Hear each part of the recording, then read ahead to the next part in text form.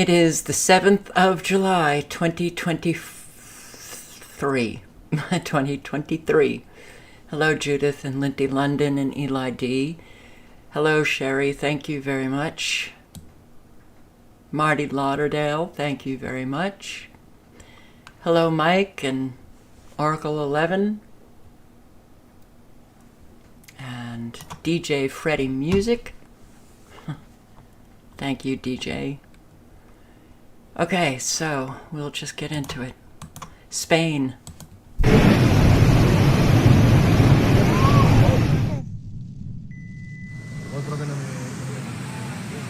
Estaba con un amigo. Voy a subir porque aquí quiero.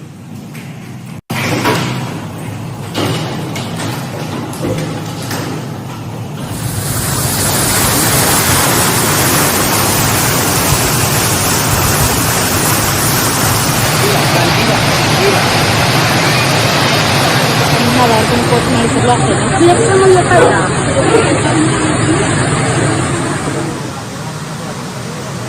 ¡Qué angustia! Ahora está bajando el video.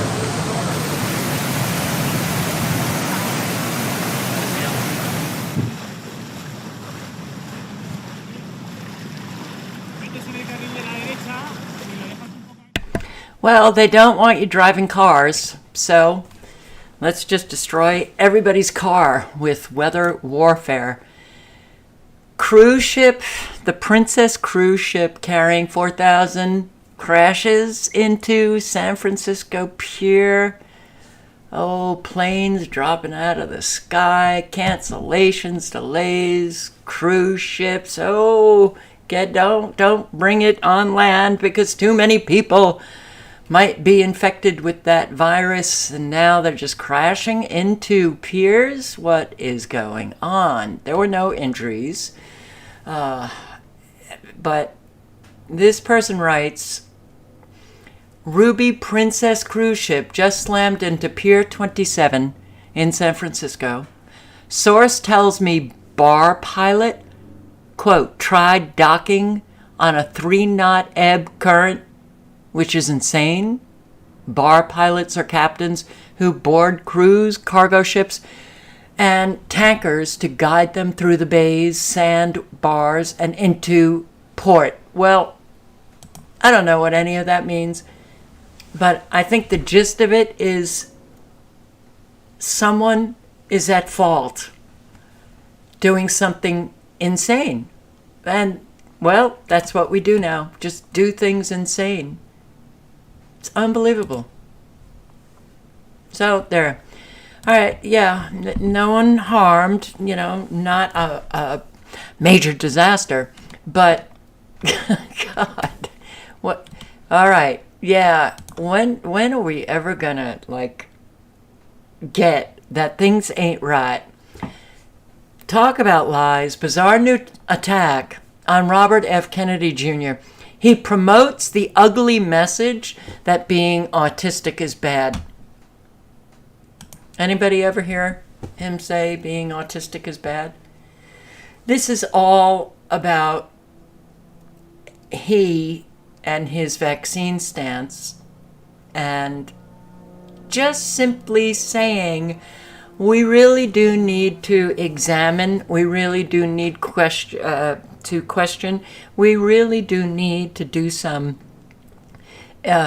testing and find out what's going on with the explosion of autism that seemed to occur.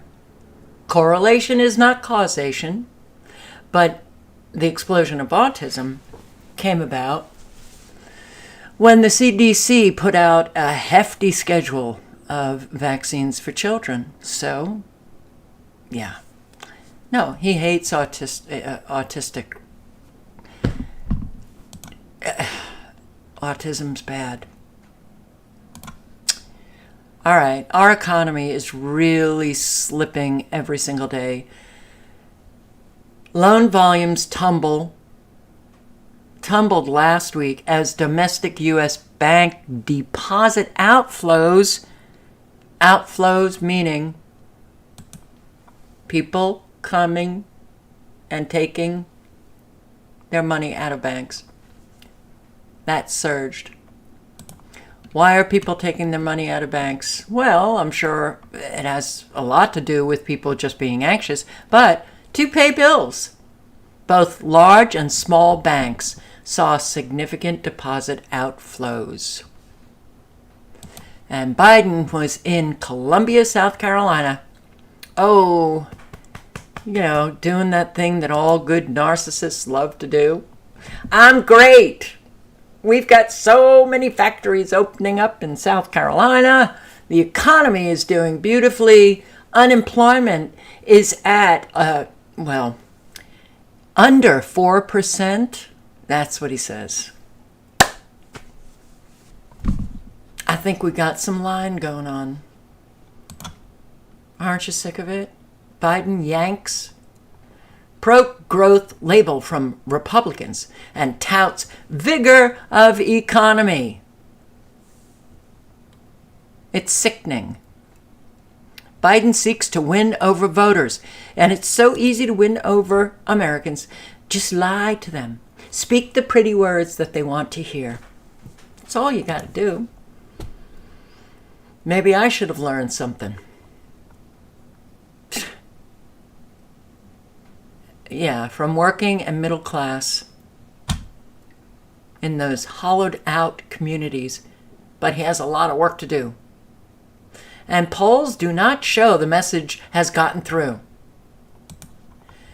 Okay, well, maybe people are waking up to all of the lies. One would hope. But then you need action after that, like hold the liars accountable. This video I'll post the link to, because I have a number of things I want to read. But, this was posted today. That Yahoo article that I just showed you says in it that unemployment is at 3.7%. When he goes through the numbers, and it don't add up.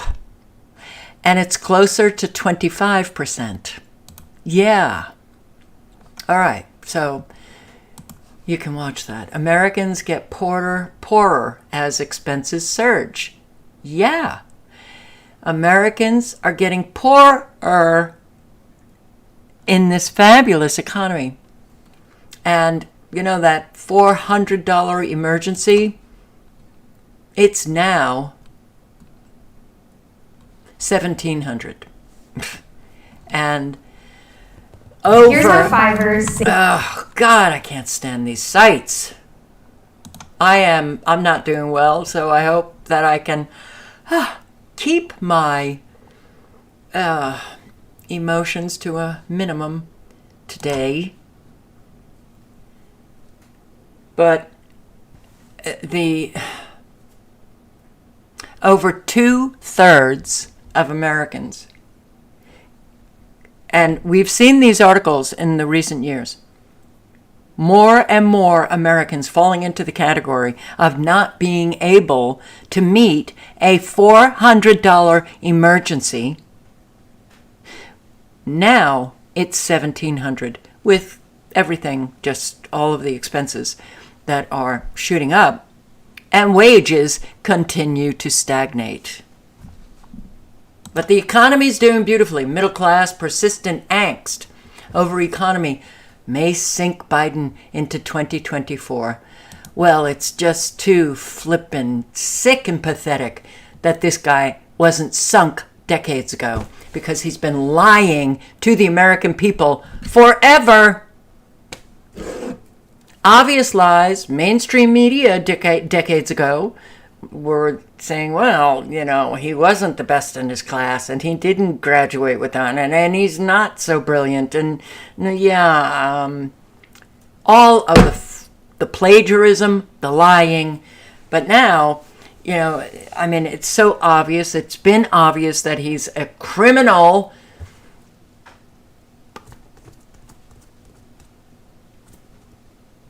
Oh, but when it hits the pocket of Americans, that could sink them. Amdocs laying off around 2,000 employees. I have shown the numbers. I've shown the numbers of how many are getting the pink slip. You really think unemployment is at 3.7%? Listen to this.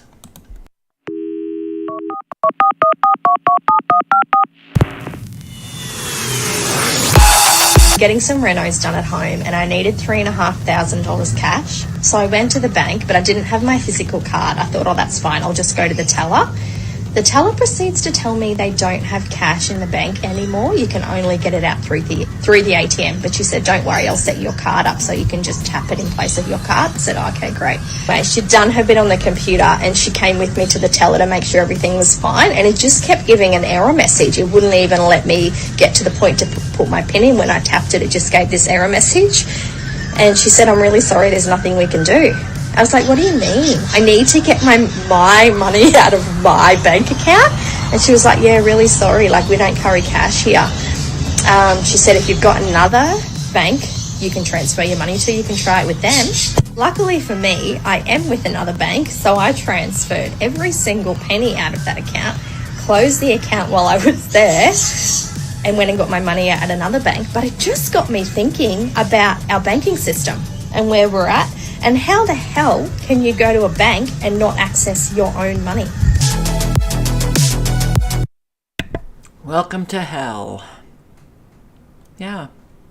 Can't get your own money. Sorry, we just don't have that cash. Oh, but you can maybe try the ATM. Oh, sorry. So, what happened? BlackRock, Vanguard happened. Very interesting.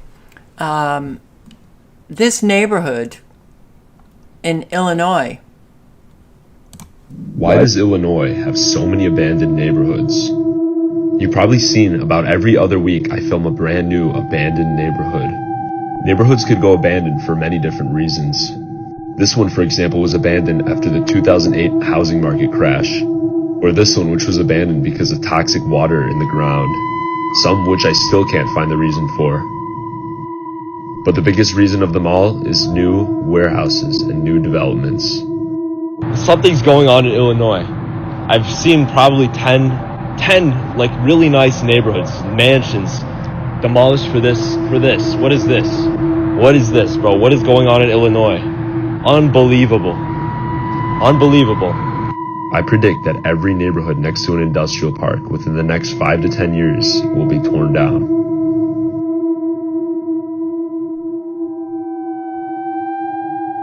Why does That's kind of eerie, don't you think? What's happening to these people?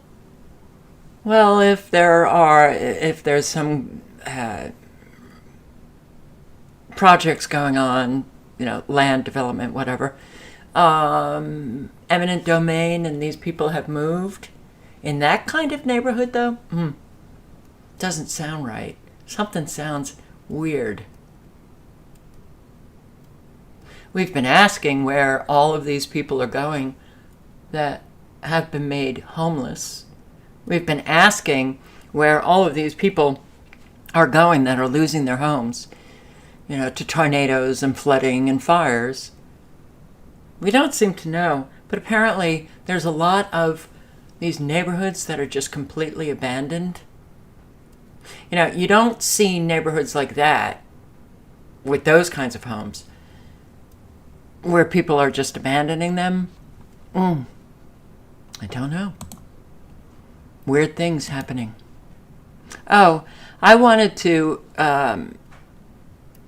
Metal Leo put his link in the chat. He's in San Francisco. He has been showing the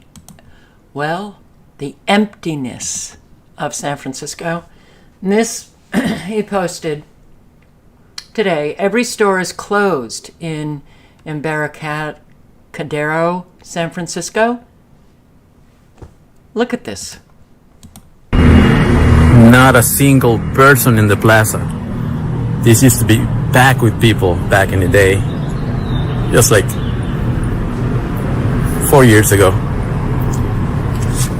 We're at the Embarcadero Plaza in downtown San Francisco, and all the stores are closed. I don't know why the plaza is open, but all the stores are closed. So we're gonna explore the plaza to see if there's anything left.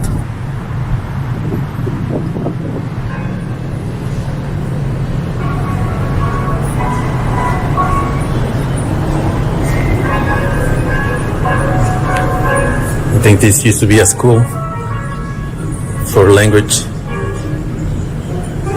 Closed now. See? Every store is closed. Closed, closed, closed, closed.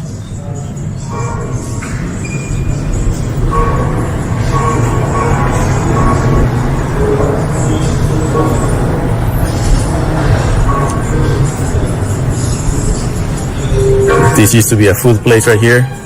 Closed.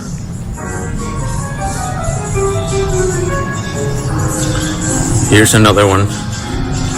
This one's for lease. Good luck with that.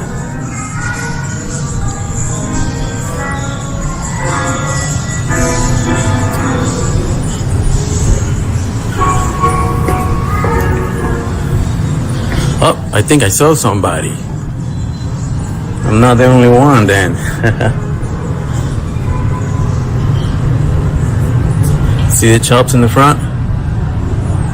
All of them are closed.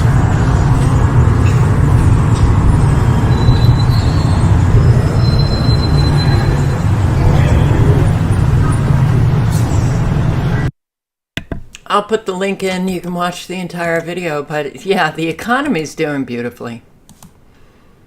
San Francisco. Doing beautifully. So, yeah.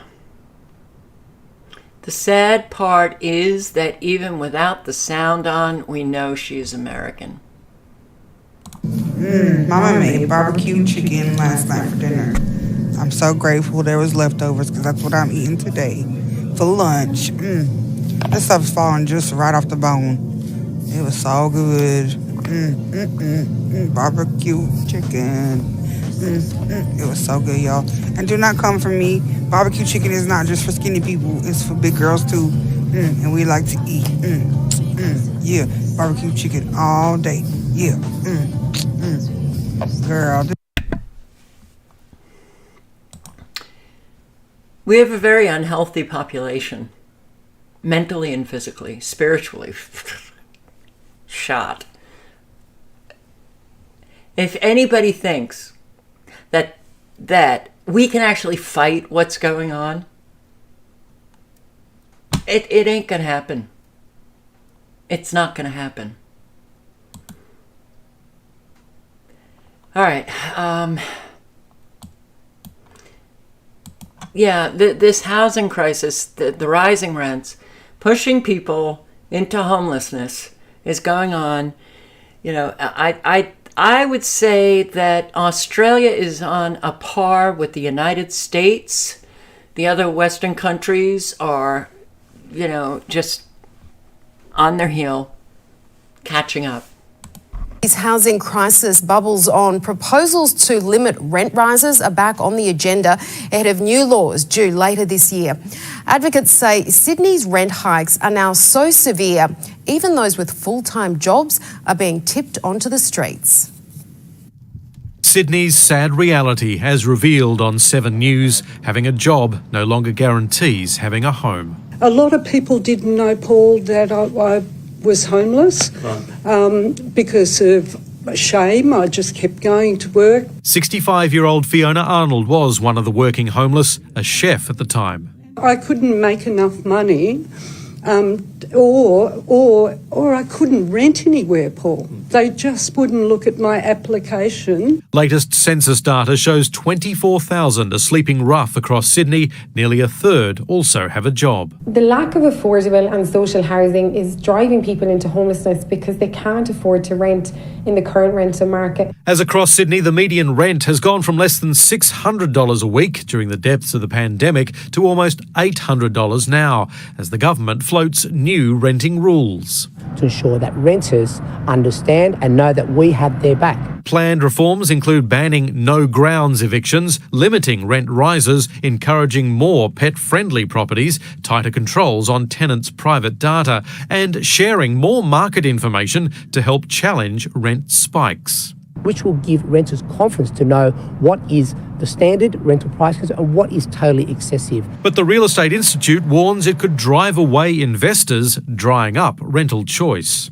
You have to pay $50,000 plus in stamp duty for the privilege of buying a residential rental property, and then we will tell you what you can and can't do with it. The changes now open for public comment. Well, don't you think that our governments are not working for our best interest here? You know, they can mandate you to take a brand new product. They can shut down your business because you're not essential and destroy it. Oh, government regulations and rules up the wazoo. But for some reason, housing, they just can't get those rules and regulations in place that work for the people. No. Wow. And, you know, after reading a document, I thought of this tweet that I saw today, and let me play it. So we're halfway through 2023. Why don't you just give it up? How you doing, ma'am? How you doing, Police Media? I would love to talk to you. My name's Avi Yamini from Rebel News. From Rebel News. That's it. Are you a fan? Are you a subscriber? I've seen you. That's cool. So, all right, I just want to check who you were. That's all. Thank you. Let the bosses know. Yes. Okay, that'll be fine. Just let us know in future if you're going to come to headquarters. Let the police know in future. It's our property, just to say, just to be. I'm not sure about letting the police know where I am before I come. This is our property, so yeah. Just It's not. It's public property. No, it's not. No. What? Whose property? You're saying the police headquarters is not public property.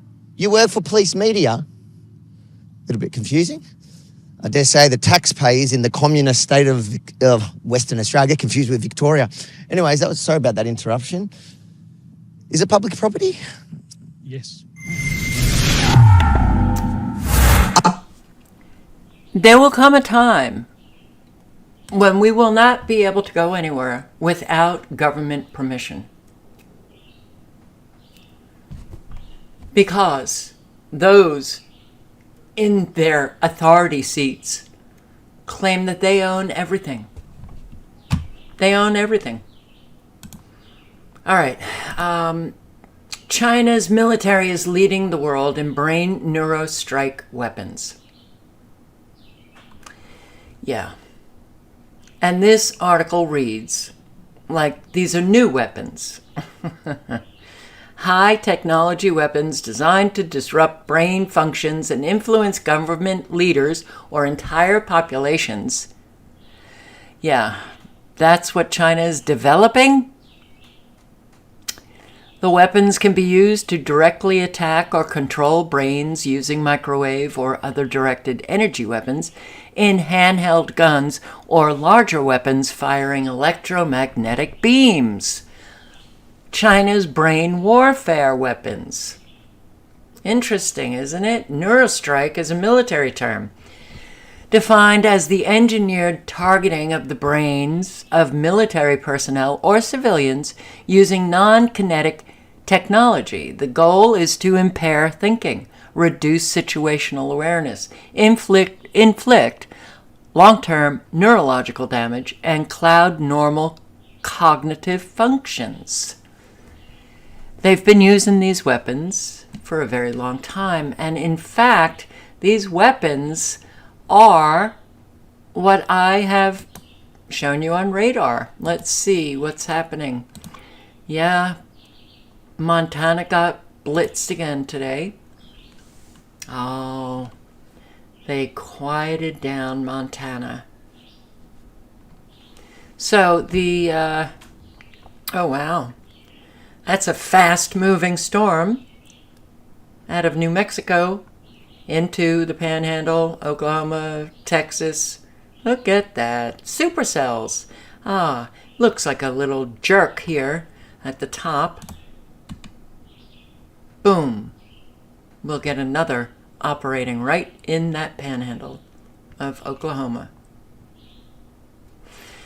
Well, yeah, all of these frequencies that you see that are affecting all of the weather that you see are weapons. But I will once again show you our fabulous, extremely low frequencies that A young man who just blasts away. This are the neuro weapons, as well as all of these frequencies that you see here. But man, Montana, doing a number. All right, yeah, that's just China. It's just China. Don't worry about it. And they're in the stage of development. Okay, they haven't developed any of these brain neurostrike weapons. Okay, John Whitehead really puts out a lot of very good commentary through his articles, and I just want to point out that we unfortunately did nothing. We did nothing.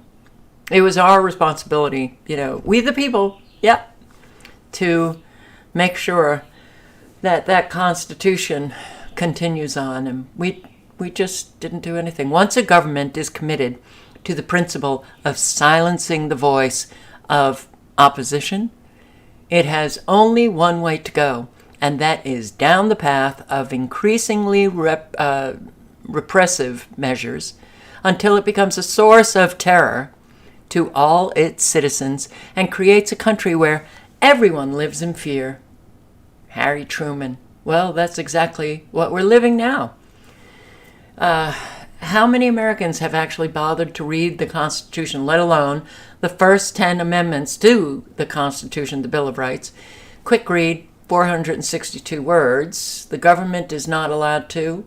I get tired, and I'm amazed that John Whitehead can still put out these articles, and all I would have to do is read it. But why? Because it doesn't matter. It's gone. For instance, the government is not allowed to restrict free speech, and now we have free speech, just hanging by a thread. The government may not infringe on a citizen's right to defend himself, but hey, government infringes all the time. The government may not enter or occupy a citizen's house without his consent, but they do it all the time. The government may not carry out unreasonable searches and seizures on its citizenry or their possessions, but they do it all the time. The government is not to deprive anyone of life, liberty, or property without due process, but hey, due process is gone, and they do it all the time. The government may not. The government agents may not. The government is not, but they do it all the time. Unfortunately, we've got so used to being dictated to by government agents, bureaucrats, and militarized police alike that we've forgotten that we are supposed to be the ones calling the shots and determining what is just, reasonable, and necessary. But when the we feel like their children and their government officials are mommy and daddy, they obey mommy and daddy. They think that's good behavior. We've been so brainwashed or indoctrinated into believing that the government is actually looking out for our best interests, when in fact the only compelling, interesting, driving government programs is to maintain power and control by taking away our money and control. And guess what? We're in for it. We're flipping in for it. All right, so this is the document that I was talking about. Marty Lauderdale sent this to me, whom I'd like to thank. And she did, in the email, her caveat was that she has not checked it out. She just got it from somebody commenting on social media, the link. So I also can't verify this document, but as I was reading it, I thought to myself, well, it sounds quite right, actually. Let me read some of it. Okay, so United Nations Directive 001, the start of the New World Order in our calendar year of 4 July 2025. Woo! What a slap in the face. All right, we know a whole new world is being established. We know that the United Nations is to be that one world government. And we know it's going to be a rather harsh turning and a harsh world to live in. So let me read some of this document that, based on everything that I know, I could say that, well, sounds about right. Here we go. All United Nations states will forthwith be known by their new name and corresponding number. For instance, the former nation of Canada will now be known as America Area 0001. The former United States of America will now be simply known as America Area 0002. The former Central America, to include the former nation of Mexico, will now be known as America Central Area 0003, and the remainder of the former nations of South America will collectively be known as 0004. The former nations in Europe will collectively and henceforth are to be known as Europe 0010, with a new map to delineate boundaries between Europe 0010 and Asia 0020, all new names for former nations within the various world continents are listed in the addendum to this directive, along with new maps in order to establish boundaries and locations of main United Nations control centers, which will administer all future government, administrative, military, and policing responsibilities. As of 17 March 2025, the former United States of America has turned over their military and police forces to United Nations for control and responsibility, and they will be disbanded or integrated into our global United Nations forces as soon as possible. The former United States of America, being the last nation to cede authority over to the United Nations Security Council, has created untold problems and delays for our United Nations plans and will soon feel the brunt of rapid and decisive changes to meet our scheduled goals of a unified and one world government. The entire executive branch of the former United States government is hereby dismissed, as our selected United Nations leaders will assume those duties, with an approved administrative council to assume those duties. The judicial branch is likewise dismissed immediately, as United Nations judges have been selected and are waiting to assume that task. However, the legislative branch will remain at their posts until they are incrementally relieved of duties by United Nations representatives not yet selected or in place to discharge those responsibilities.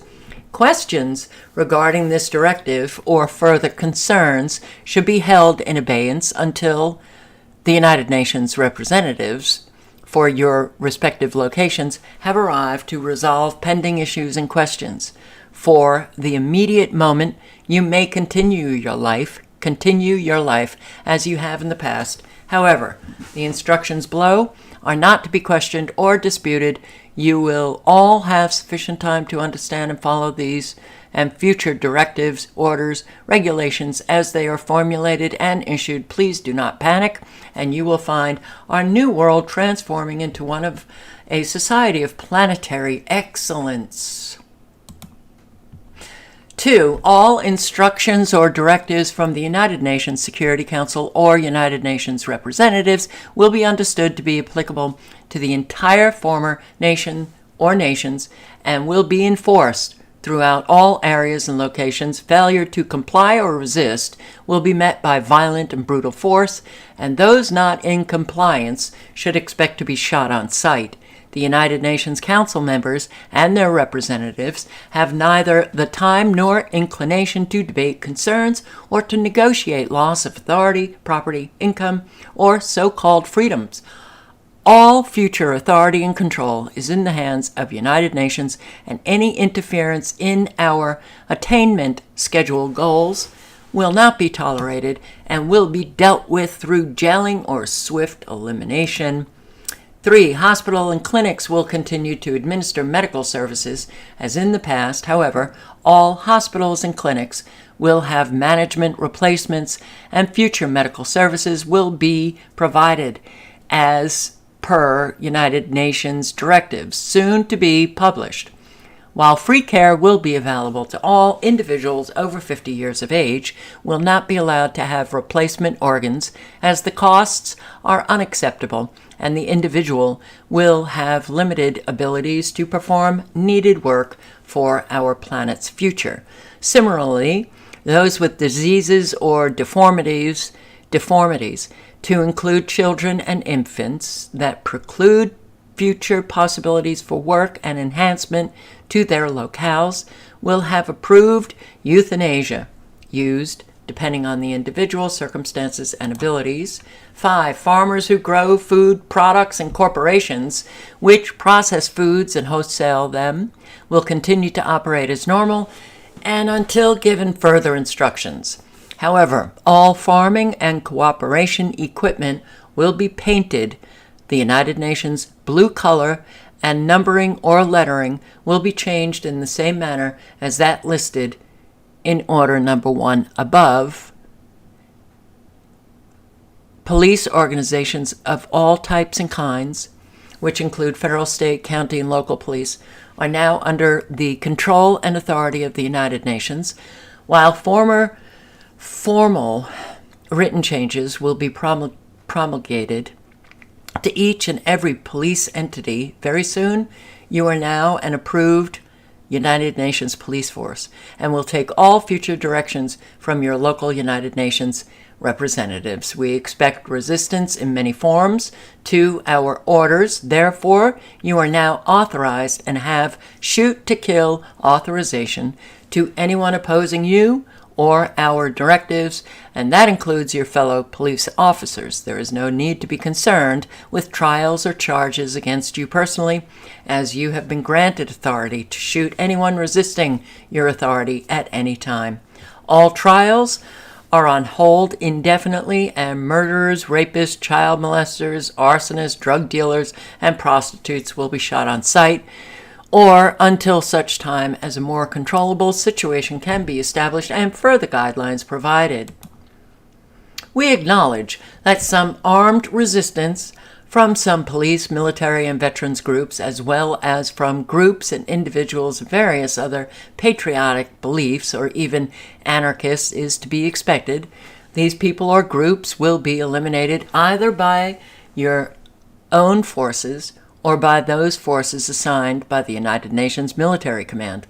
All nuclear, biological, and chemical weaponry are now under United Nations control and will be used in those areas where resistance proves to take too long or becomes too costly manpower-wise. Those who believe they can take a 30-30 rifle or 22 pistol rifle and oppose us are sadly mistaken, as biological and chemical use is authorized for all areas of the former United States of America. Further, if resistance continues for an extended period of time, then atomic or nuclear weapons may also be authorized. So it will require very stupid people to want to oppose this inevitable change in government, and your demise will simply allow our plans to progress at a steadier rate. Everyone is expendable, with the exception of senior United Nations leaders and their families. So do not provide our counsel with the excuse to eliminate you, your friends, or your neighbors.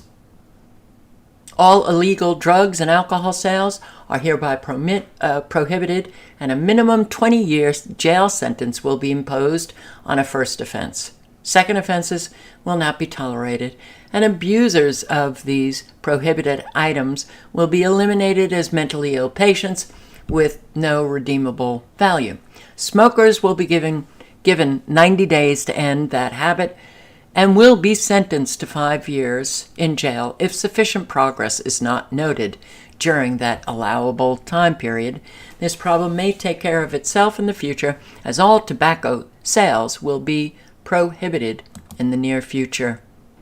All forms of religion and religious beliefs are hereby prohibited. All churches will cease to hold services, and building and structures that are not demolished will be used for the needs of the United Nations organizations. All religious icons, books, paraphernalia will be destroyed by United Nations representatives. They alone will determine the best use of the building or structure, or whether to simply demolish them. Children past the age of 5 will be sent to United Nations schools for future schooling and training.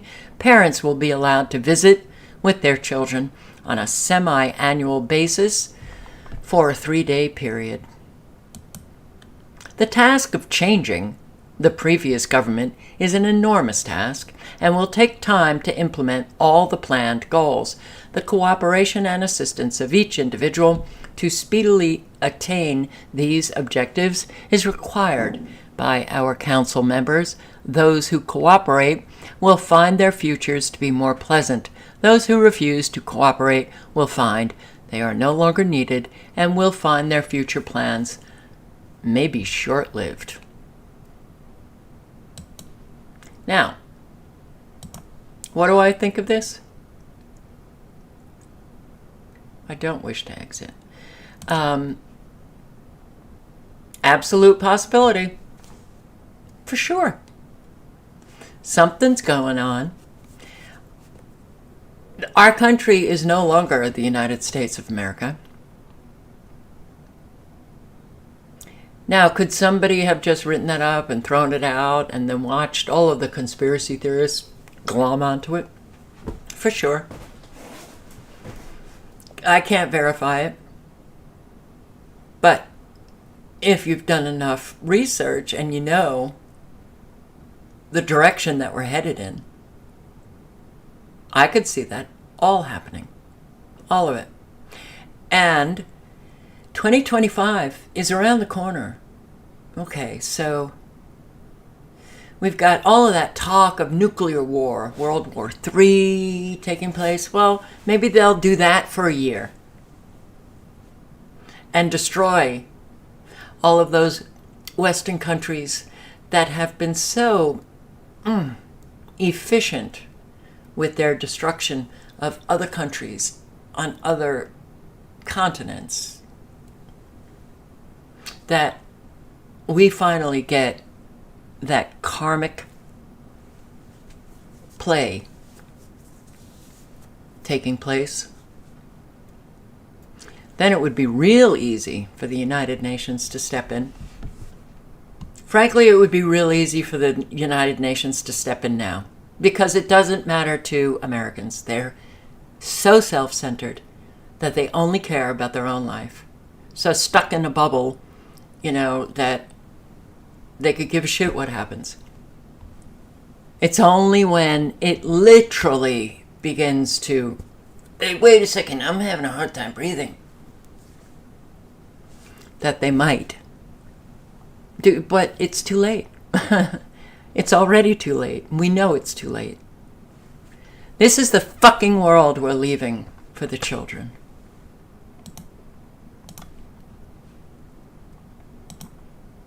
So,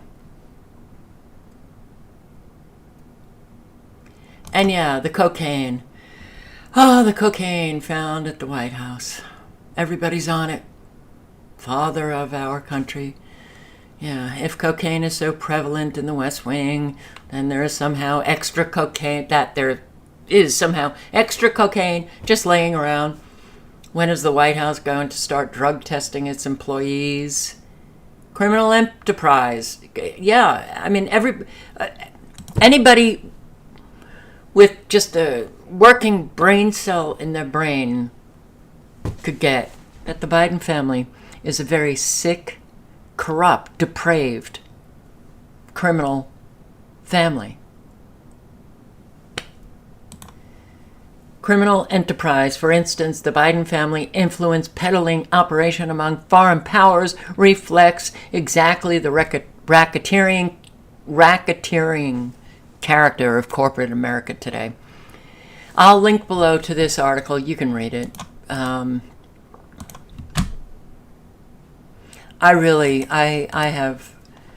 have a whole lot of, it's just a real, it's repeat. Oh, sure, some of the details change, but it's the repeat. And nothing getting better, everything getting worse. Repeat, regurgitate, parrot back.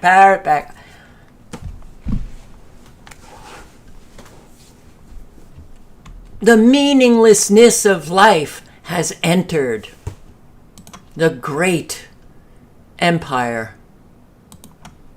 And here, yep, cocaine. Sorry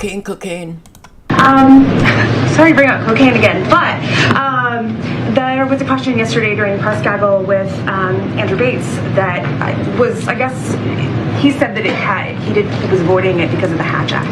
I'm just asking again, can you just say once and for all whether or not the cocaine belonged to the Biden family? So, a couple of things there. He mentioned the Hatch Act because the question was posed to him using Donald Trump, and so he was trying to be very mindful. Okay, I hear you, but you're asking me a question, so I'm answering it for you. And so that's why he said the Hatch Act. So I would, have you read the transcript and read the transcript fully so you can see exactly what he was trying to say. So that's number one. So we're not avoiding the question. That is not true. We've answered this question, litigated this question for the last 2 days exhaustively.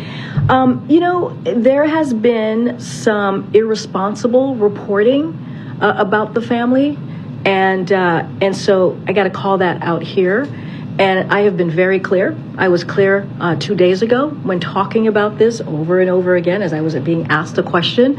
As you know, and media outlets reported this, the Biden family was not here. They were not here. They were at Camp David. They were not here Friday. They were not here Saturday. They were not here Sunday. They were not even here Monday. They came back on Tuesday. So to ask that question is actually incredibly irresponsible. And I'll just leave it there. Okay. I'll take one more.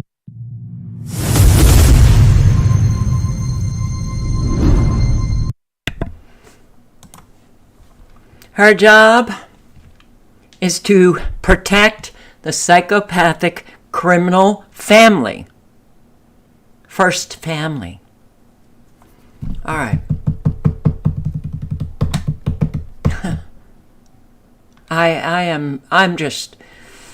I don't know what I am. I'm blown away with just the abject evil in this country and so few actually trying whatever it is that they can do to fight it. Yeah, and listen to this. All right, they're all playing by the same rule book, whatever nation, it doesn't matter. Been because there's an asylum processing centre in Kent, right? And I need to make something very clear. This is an asylum processing centre for children, so unaccompanied children. It's not just a random adult one. It's specifically designed for children. And as such, it had some kind of paintings on the wall, like Mickey Mouse, whatever, like children's paintings. In fact, actually, I've got a picture that I can show you now. The reason it's all kind of kicked off, and I will put this picture up to give you some context as to what we're talking about, is because these pictures you can see, like Mickey Mouse, Tom and Jerry, whatever, the government has now ordered these to be painted over because what they're saying is asylum centres should be a law enforcement centre, not a welcome centre. And he wants to have almost kind of a mentality, Reem, which is dissuading people, discouraging people to make that crossing. He has come under a lot of criticism, though, because painting over cartoons is, for some people, a stretch too far. Your thoughts? This is an absolutely ridiculous thing to do. I mean, they've totally missed the ball here. What the people want, what the public want, is a reduction in the illegal migrants that are coming to this country. They don't want a waste of taxpayer money being spent on covering up children's paintings. That is ridiculous. It feels incredibly callous and cruel in the first instance. And I think that actually the framing of this question is quite interesting. This idea that for somehow if we have these paintings, it makes that immigrants want to come here more. It makes asylum seekers, children want to come here more often. That's just not the case at all. I think so. This is a center, an asylum center for children, but it should look like a law enforcement center. If anybody thinks any of our governments are actually working to stop the migration flow, we already have a one world government. It's dictated by the United Nations. Compact for Migration. How many signatories did the United Nations get? It's pretty much the entire United Nations Assembly members that are signatories to this migration flow. And the migration flow is from an awful lot of countries that actually hate Americans and do not like Brits, for sure, because of what we have done to their countries. How about the French? Okay, it's still going on in France. You think a lot of those migrants love the French, considering what France has done to other countries? So is this a good plan to have all of these migrants come into our countries? Of course it's not. But how many people do you know that are actively engaged, even in conversation about what's taking place in their countries? But we Americans have it in our face every single day. I mean, we're being smacked in the face with reality like we've never been before. And yet,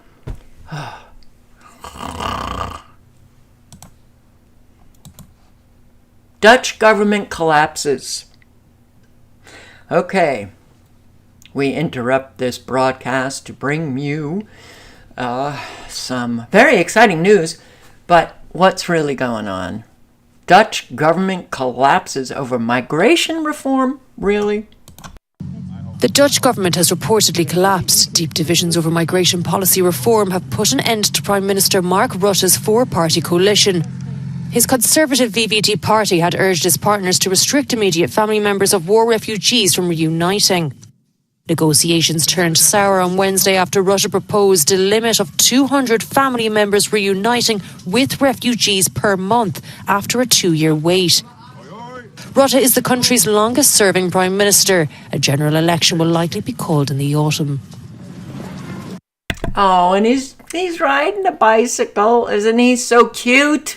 Isn't he so cute? He's the one destroying all the farmers in the Netherlands. And I agree with Eva here, who writes, Okay, the Dutch government has collapsed, finally, after 10 plus years of Rutte's globalist destruction policies. We now have a real chance of getting our country back. I'm afraid you don't, because what you say down here is that could be just theater that you're watching, and yeah, I'd say so.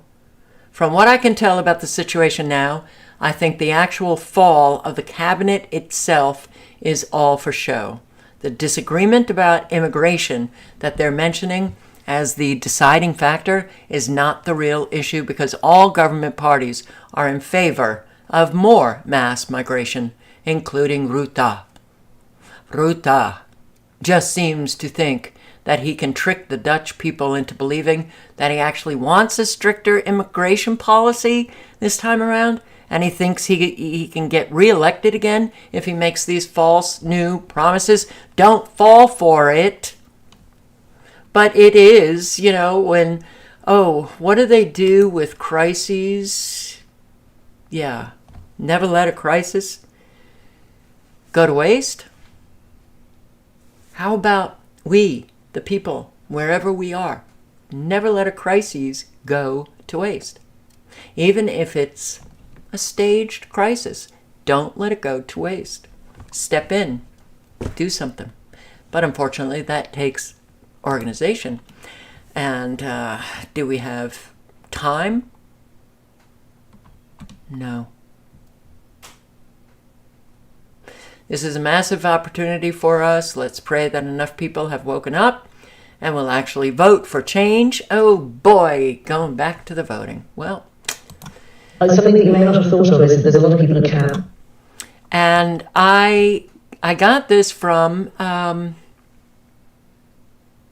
Razor Queen, who I really want to thank, because what this woman is saying is, I believe, quite correct, because we've seen this over and over again with parents versus children.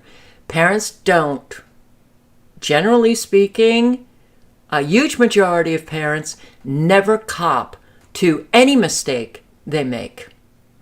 And when they're really big mistakes, that's when they really double down and do things that are just outrageously wrong.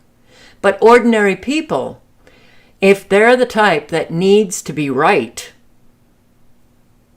they do everything to make sure that they're right. Even when they're obviously wrong, they can't admit being wrong. So what do? They take in anything they can grab to defend their being right, to shore up their being right, even when they're so obviously wrong. We see it in just, ordinary relationships, but listen to this. Something that you may not have thought of is there's a lot of people who can't move on this, because that's the people who've transitioned their own children. So those people are going to be like, the Japanese soldiers who were on Pacific Islands and didn't know the war was over. Right. They've got to fight forever. This is another reason why this is the worst social contagion that we'll ever have experienced. A lot of people have done the worst thing that you could do, which is to harm their children irrevocably because of it. Those people will have to believe that they did the right thing for the rest of their lives, for their own sanity and for their own self-respect. So they'll still be fighting. And each one of those people destroys entire organizations and entire friendship groups. Like, I've lost count of the number of times that somebody has said to me of a specific organization that has got turned upside down on this. Oh, the deputy director has a trans child, or, the journalist on that paper who does special investigations has a trans child, or whatever. The entire organization gets paralyzed by that one person. And it may not even be widely known at the organization that they have a trans child, but it will come out. Like, people will have sort of said it quietly, and now you can't talk truth in front of that person, and you can't. Because what you're saying is, you as a parent have done a truly, human rights abuse level of awful thing to your child that cannot be fixed. There are specific individuals who are really actively against women's rights here, and it's not known why they are, but I happen to know through the back channels that it's because they've trans their child. And so those people will do anything for the entire rest of their lives to destroy me and people like me, because people like me are a standing reproach to them. I don't want to be. I'm not talking directly to them. I don't spend my time bitching about them. But the fact is that just simply by saying we will never accept natal males in women's spaces, well, it's their son that we're talking about. And they've told their son that he can get himself sterilised and destroy his sexual function, and women will accept him as a woman. And if we don't, there's no way back for them and their child. They've sold their child a bill of goods that they can't deliver on. And I'm the one who has to be bullied to try to force me to deliver on it. So those people are going to be the people who will keep this bloody movement going, I'm sorry to say, because they've everything to lose. And it's a fight to the death as far as they're concerned. Yeah. You know, an awful lot of people who have done what is really wrong to other people and can't face it, they attack people who defend them. They go all out as if their mission is to make sure that no one knows that I did anything wrong, and they'll rip apart individuals, organizations, anything that goes against their false narrative. It's a real problem I know we have here in our country. Americans really never like to admit they're wrong. And, you know, as long as they're okay, they can mow down anybody just to be right. I've had friends, they were parents, they had their children on psychiatric medications. I kept trying to tell them how dangerous the medications were. They were bitching and complaining about their children's behavior, and then I find out that they're on a cocktail of psychiatric medications, trying to tell them, ooh boy, the backlash. These are people that don't know how to love. They don't love their children. A whole lot will put their children on medication, you know, as a control mechanism, you know, because, well, they like their children better medicated than they do not medicated. They don't want to do the parenting, so they medicate their children. But then their medicated children begin to exhibit behaviors that are really, a whole lot of those behaviors are known as the adverse effects of the psychiatric medications. Would they read? I had done so much research. I had hard copies of all of the studies. Would they read it? No. No. They had to be right. And somewhere they must realize that they're wrong, because their reaction is hostile. Their response is hostile and attacking. You know, if they felt that they were doing what was really, truly in their child's best interest, they wouldn't be responding that way. And they sure as hell would be taking the offer. You don't have to do any of the research. I've done it. Here. No. So a whole lot of parents really destroyed their children. And this was happening before the whole explosion of transitioning. It's an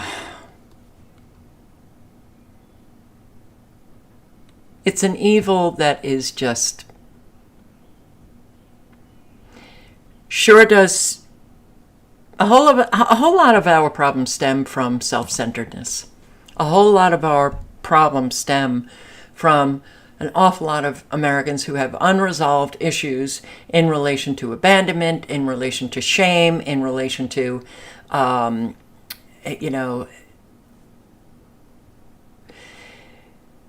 in relation to, frankly, anything that might taint their own false image of their own self. You know, you get near that, oof, you know, because people don't do the work on themselves. They don't do anything to resolve those issues. So it's kind of like they're walking around. These are the people who will also say, oh, you're still so stuck in the past. They have the past controlling them. Their past informs their decisions. It motivates them. You know, the past is very powerful. So if you're not, you know, looking back and reflecting on it and, you know, examining it and examining yourself and all of that kind of stuff, it controls you. So all of the people who, oh, God, you're still so stuck in the past, just let it go, you know, they're the ones who haven't done the work, not recognizing how powerful is the past. And they mess things up. I sure as hell know. I was that person. The past controlled me, you know, and because I was saddled with so many issues, I had to do an awful lot of work, decades and decades, and still doing it. You know, I look back and I'm like, wow, sure, I could say I wish I knew then what I know now, but even though it's hard to look at, you've got to, you know, otherwise you end up being a force that if you stay on that road, you become that force of evil, not good. And we've got a lot of them who truly think that they're good. They're good people, and they do incredibly evil things. So, yeah. And it's one of the main reasons why we're living what we're living. So I'm sure you heard about the Sound of Freedom, right? There's no such thing as free speech anymore. How do you pronounce his name? Caviezel?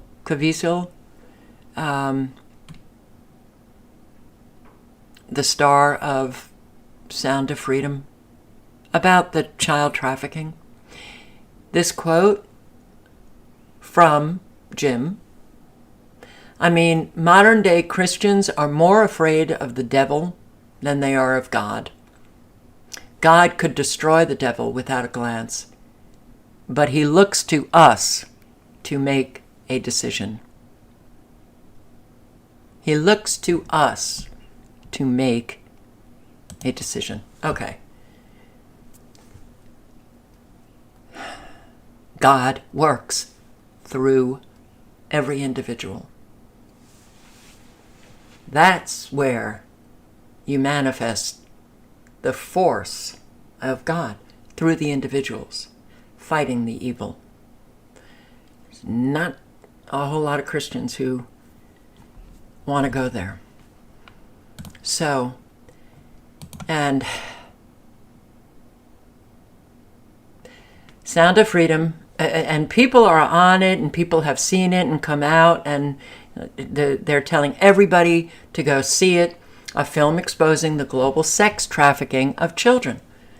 And it becomes the top grossing July 4th movie, beating out Indiana Jones. And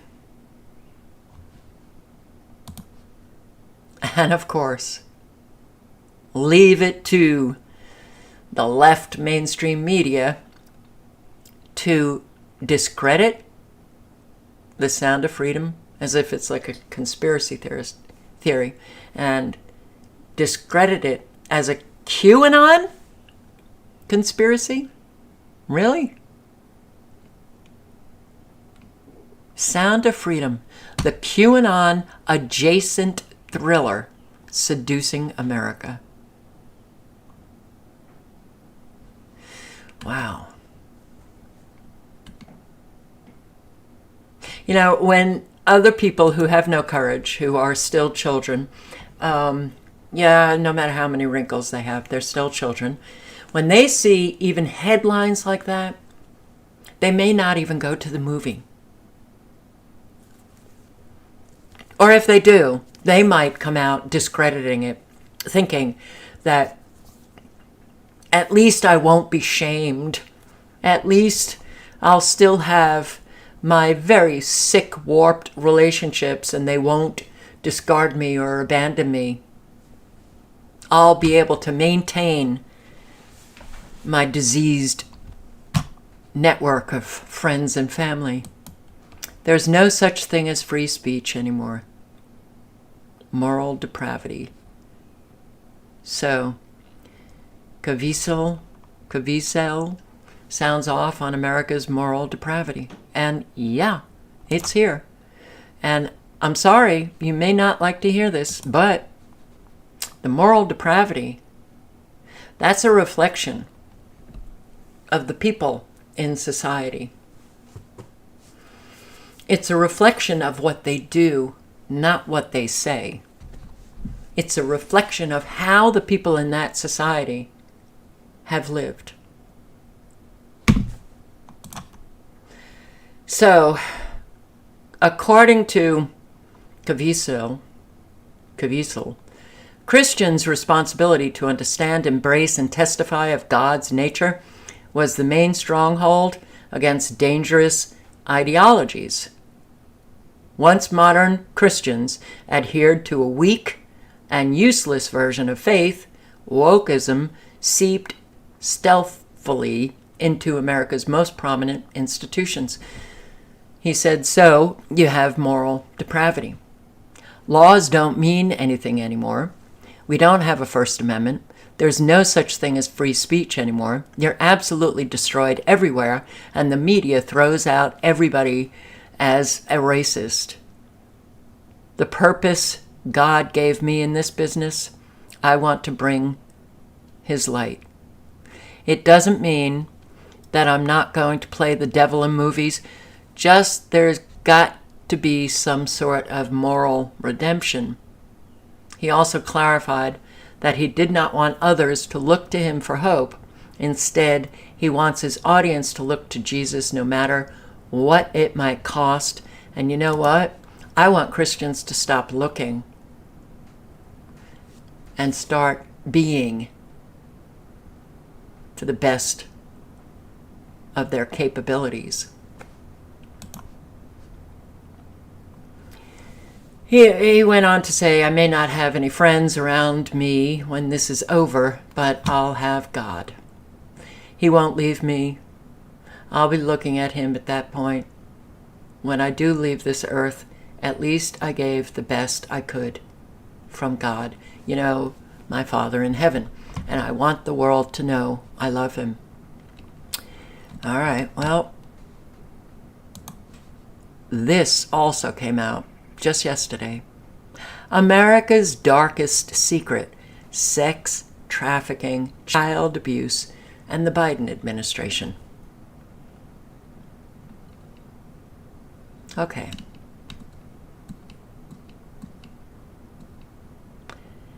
The criminal practice of trafficking and abusing hundreds of thousands of migrant children who cross the southern border is now, thanks to the open border policy of the Biden administration, apparently normal inside the U.S.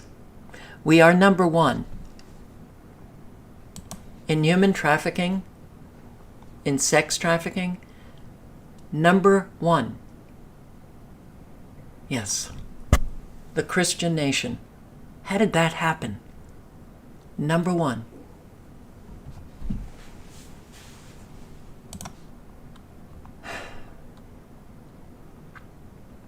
Since January 2021, when Biden took the oath of office, there have been 5,118,661 encounters with illegal immigrants along the southern border. These numbers do not include reports that, quote, at least 1.2 million illegal immigrants or gotaways who were confirmed to have unlawfully crossed the United States-Mexico border The actual number of illegal immigrants is unknown. It could be double the number of known gotaways. It could be 3 times worse or more. We just don't know. And currently, there are at least 85,000 migrant children missing.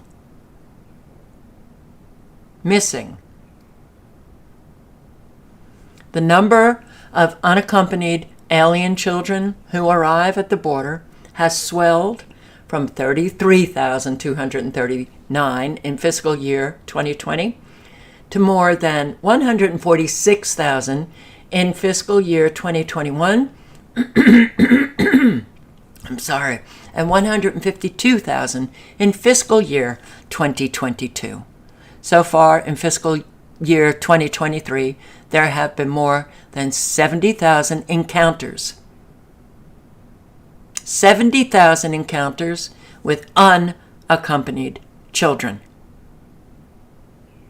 Many of those children are raped, used for forced labor, and forced to undertake brutal jobs, ostensibly to work off their debt by the criminal cartels who reportedly now control the Mexican side of the border and brought the children in. So, according to Tara Lee Rodas, a Health and Human Services whistleblower, in testimony before the House Judiciary Subcommittee on Immigration Integrity,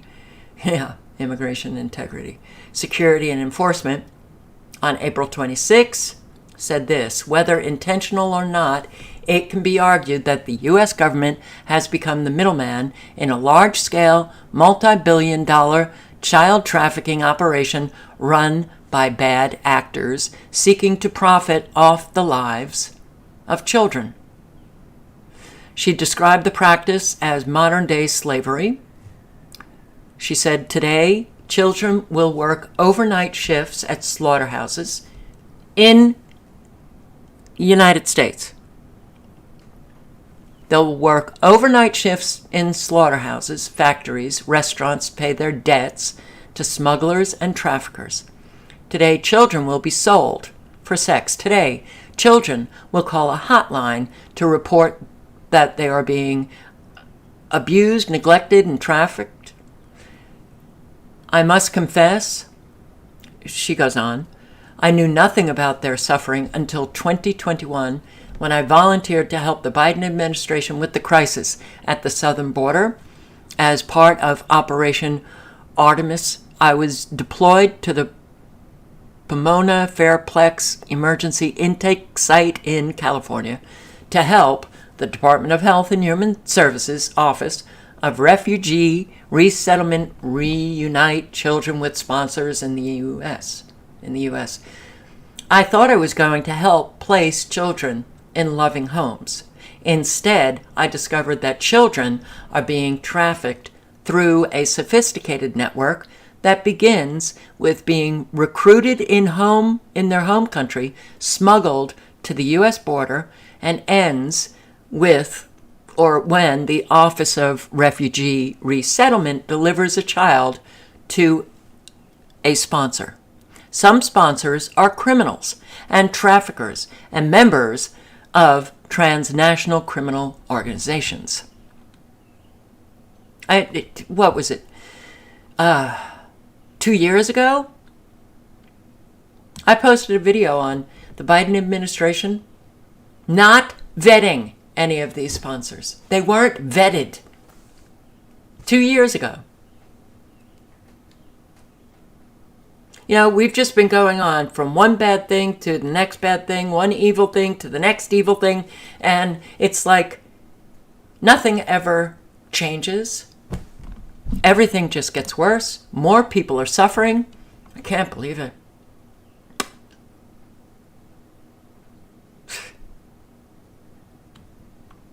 Yeah. The sponsors view children as commodities and assets to be used for earning income.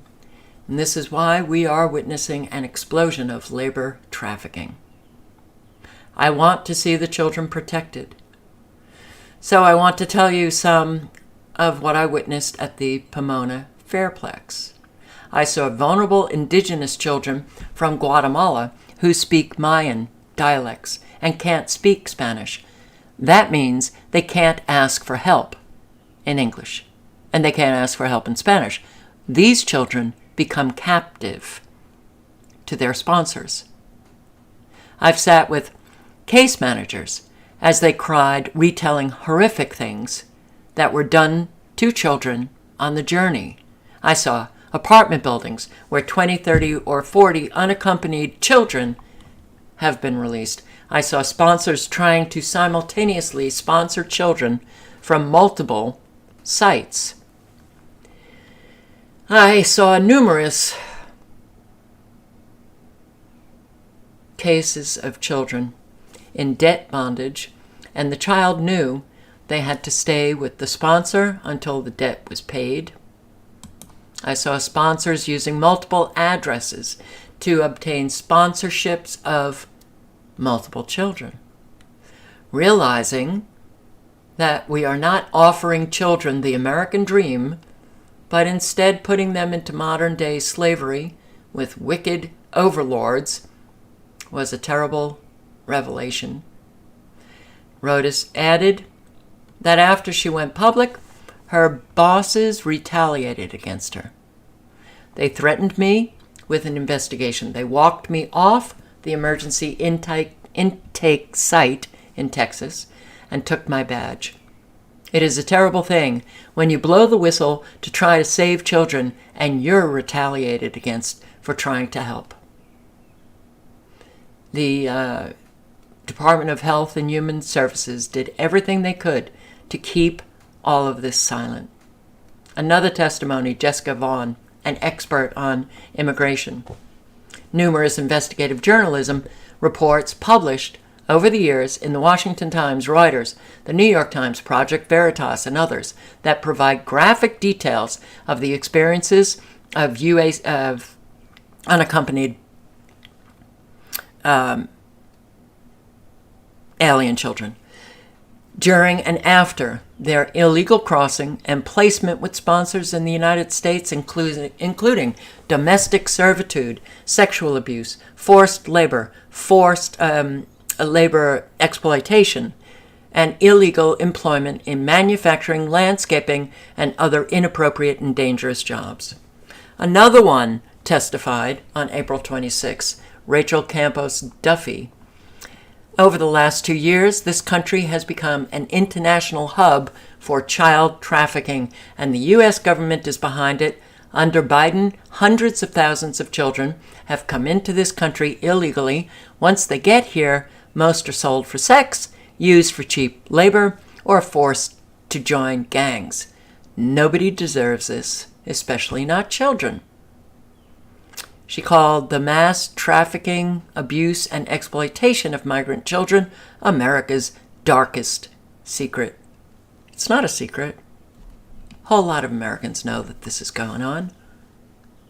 Sheena Rodriguez, president of the Alliance for a Safe Texas, her testimony.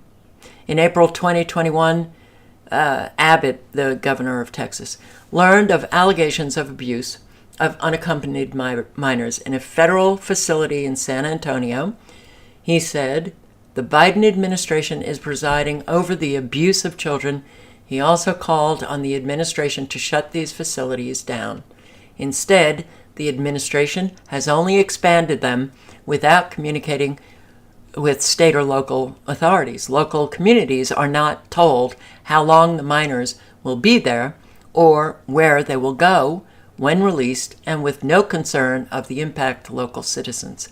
I am requesting that Congress launch a full investigation into the federal agencies responsible for approving the contracts for these facilities. I request Americans to start screaming because your government, even Abbott, and all of these people are absolutely complicit. Yes, let's do another investigation. Let's have another congressional hearing. And meanwhile, children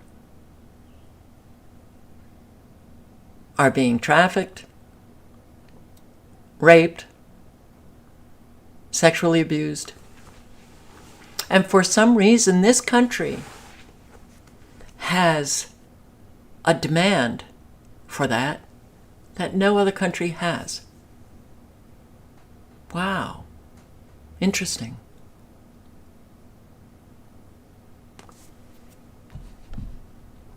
Among the several examples Rodriguez gave, I've also witnessed to, I've been witness to several incidences where children were intentionally put in harm's way by adults who forced the children into the deadly currents of the Rio Grande instead of walking through a legal port.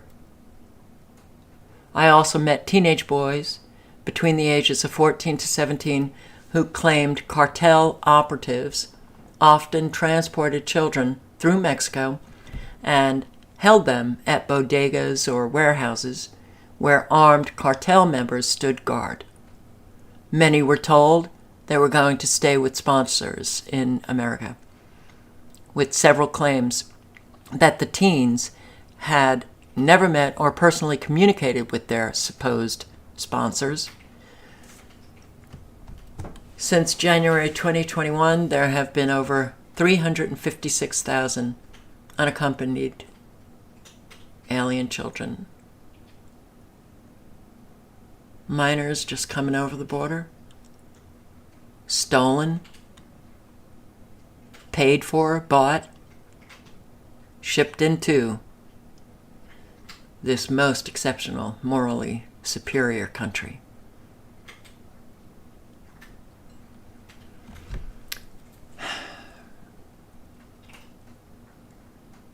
There's more. I'll link to it.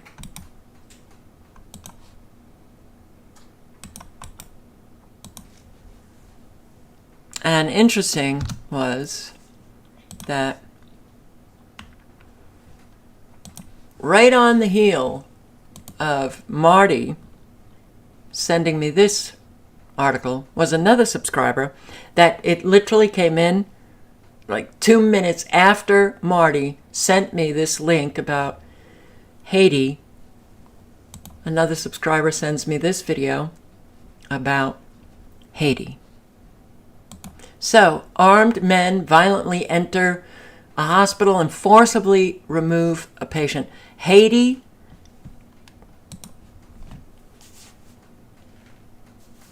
the earthquake in Haiti, and then the Americans descend, like the Clintons. And I remember posting videos. I can't remember the names, but they're all tied to Clinton. She was the Secretary of State, and how they were literally picking up children.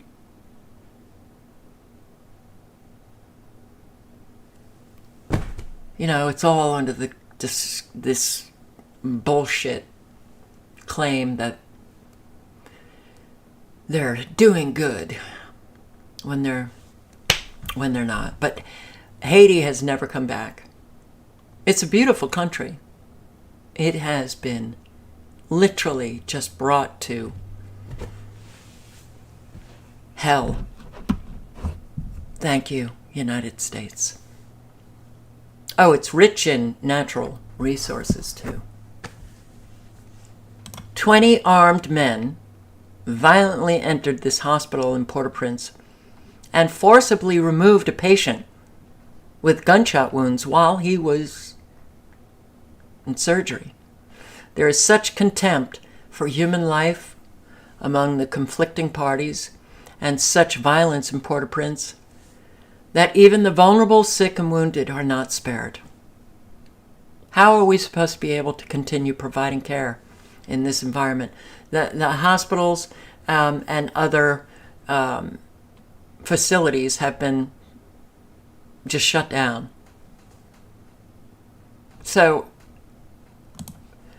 yeah, why hasn't the United Nations intervened? Why hasn't the United States intervened? I will post the link to this video. And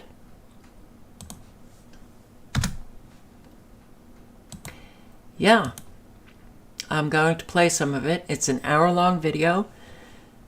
Please don't hit me with a...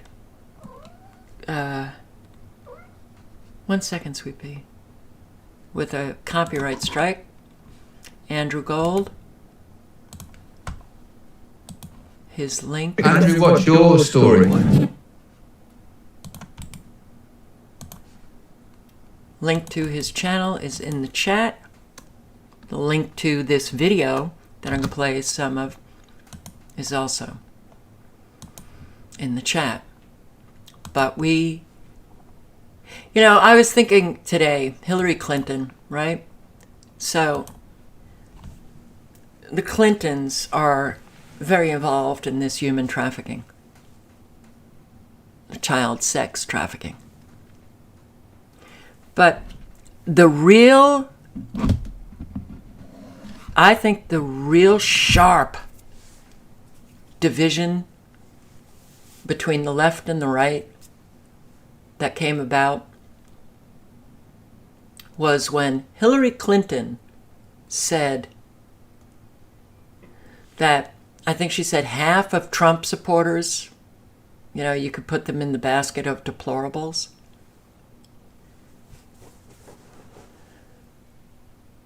These are people that Americans still look up to. What a fucking disgrace we are. And I have to say, man, there are a few people who do the work that all of us need to do. And it takes an awful lot. Takes an awful lot out of them to do it. But here we go. Words. Never done that before. So in Haiti, I worked in Haiti for 30 years this month. And in the beginning, in 1994, I discovered a hospital in Haiti that a lot of children were abandoned at. I started working there, bringing medicine, diapers, water to the pediatric patients.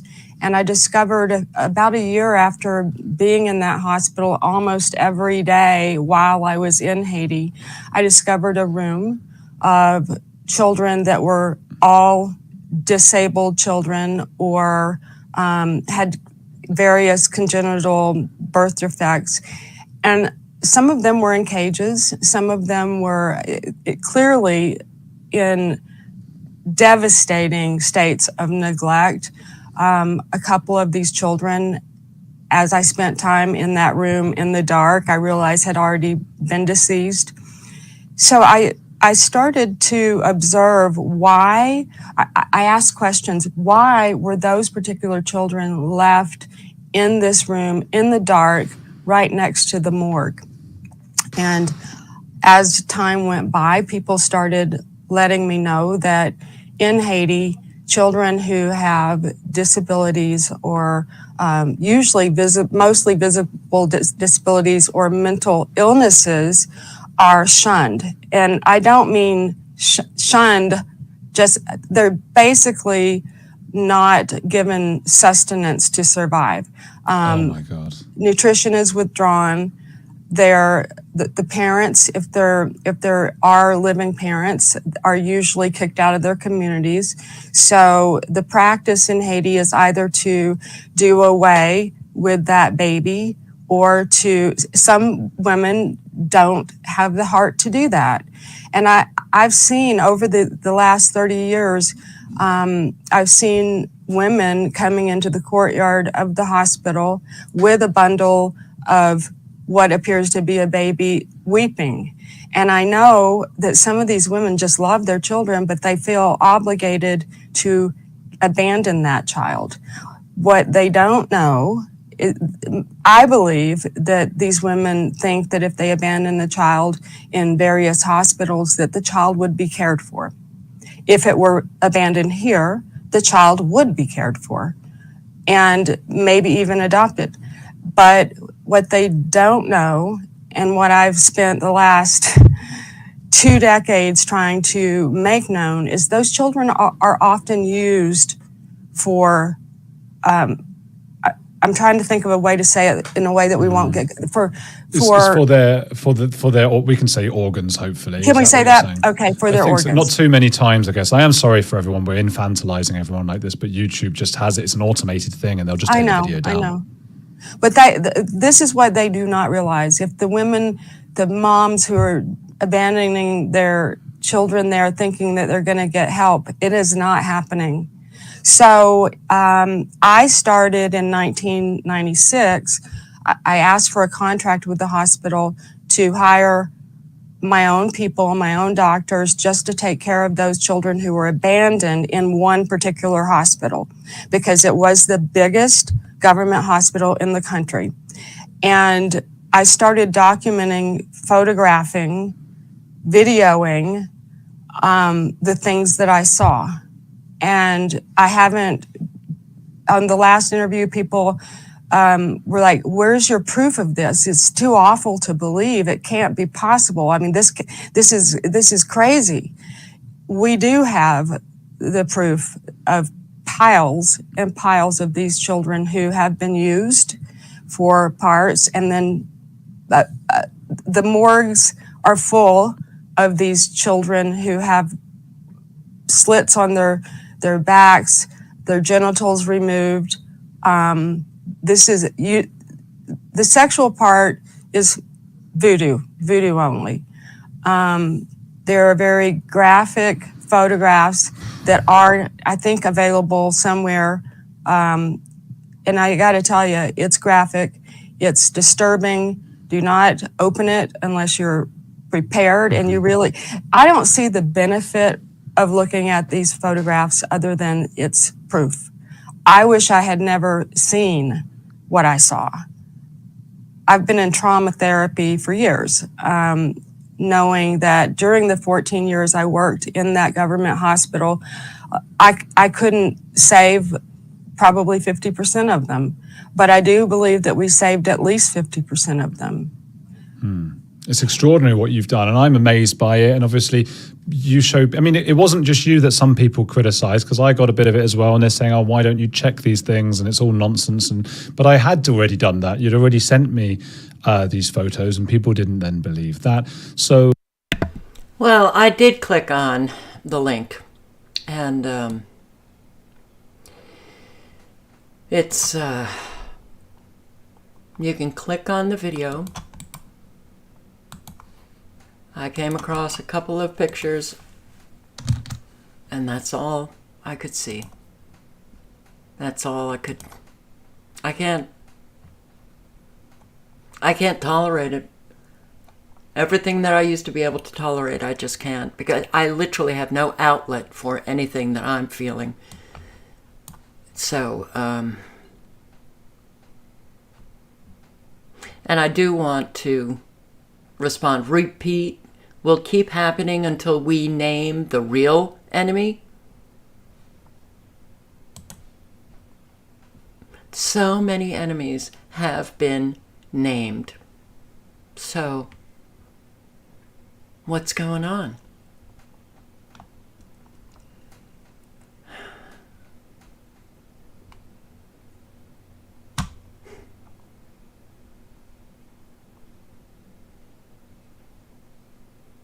What is going on? You know, I was going to speak to this video that I posted on my Rumble account. It's Mark Passio, The Sacred Gift of Anger. I'll link to it below. The social engineering of people to think anger is a bad thing. It's a bad thing. You're bad if you get angry. And it's worked.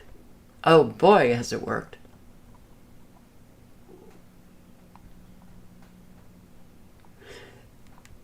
People need to get angry. And he also, goes into, there's a big difference between petty anger and righteous anger. And if people aren't feeling the righteous anger about what is taking place, then They have an awful lot of work to do on their own individual self. And don't be thinking you're a good person because you never, ever, ever get angry. And you're just a nice, nice person out there.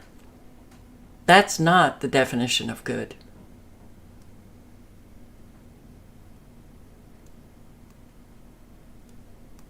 And unfortunately, the social engineering that we all have contributed to, right? I mean, we do it, you know. Oh, just let go of the past. Oh, you know, I love it when people say, I don't love it, but, you know, it's okay to experience joy. Well, damn, thank you for telling me that. I didn't know. You know, all of the ways in which we shut one another up. Don't want to hear it. Blame. I noticed blame. In the very early 80s, suddenly if you used the word blame, you were shamed. I was like, I didn't know what the hell was going on. You can't blame. That's a bad thing. And whatever happens to you for a reason. Like, it's a lesson that you have brought upon yourself. And if you're upset by somebody else, well, that means something's wrong with you because you're allowing them to have power over you. And all of that horse shit got people so amazingly like, okay, I'll shut up. You know, uncle, you win. The whole social engineering out of the word blame, except for the politicians who, well, I'm not going to play the blame game, right? It was to eradicate holding people accountable for their bad behavior. We used to blame people prior to the 80s. We used to blame people. We used to hold people accountable. People, and that actually, well, it kept a whole lot of people who could have behaved really poorly kind of in the closet, you know, and thinking about, well, I don't want to, you know, behave this way because, you know, I'll be shamed. I'll be embarrassed. People will, you know, say something. Now, it's all just a free-for-all of shit.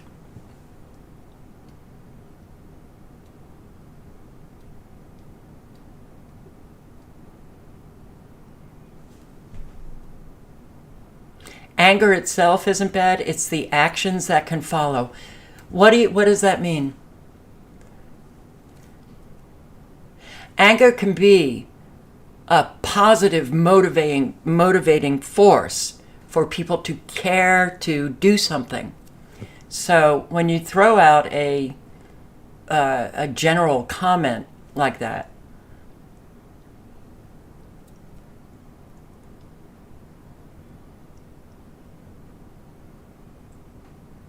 and, you know, he does go into, you know, anger that is really not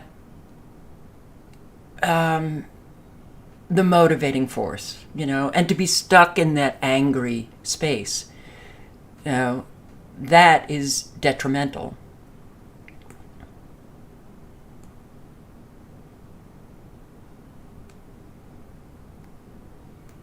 So, yeah, we're screwed, and we screwed ourselves, and that gets to me.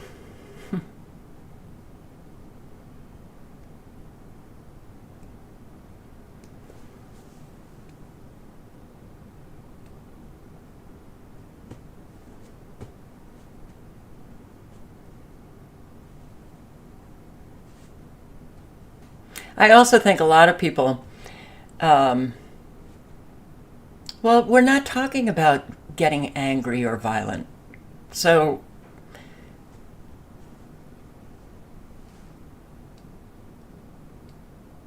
and that's not righteous anger.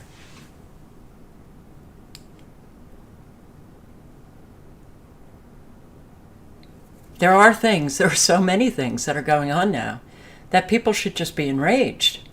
that this is taking place. But no.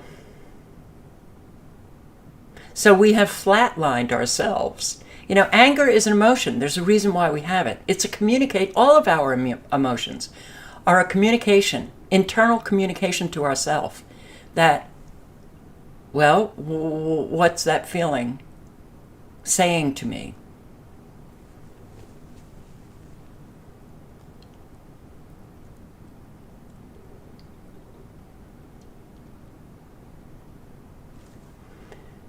But we have flatlined ourselves, you know, because of we have been a part of the social engineering when we just kind of latch on. We hear somebody say something, we latch onto it, and then we say it without really thinking about what it is we're saying. You know, there's an awful lot, you know, I certainly noticed that in AA. That a whole lot of people are just flinging around all of these slogans, all of these things, but they don't really think about what they're saying. And does it even make sense?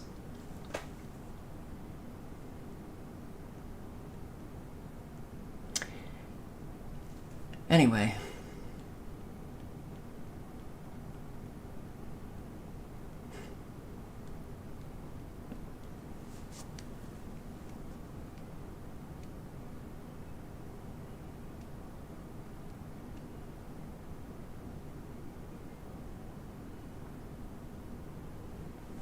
Fight them with logic and law, M. Mercer? Anger will not fix anything. You have to know the way the enemy works and fight them with logic and law. Okay.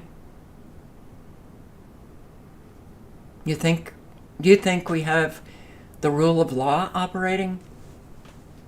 You think logic works now? Have you noticed what's been going on for years? You know, they made logic and reason pretty much obsolete.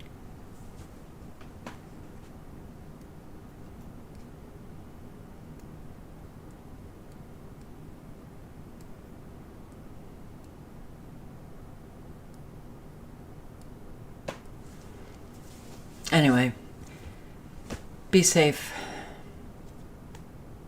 Be safe out there and yeah, be that force of good.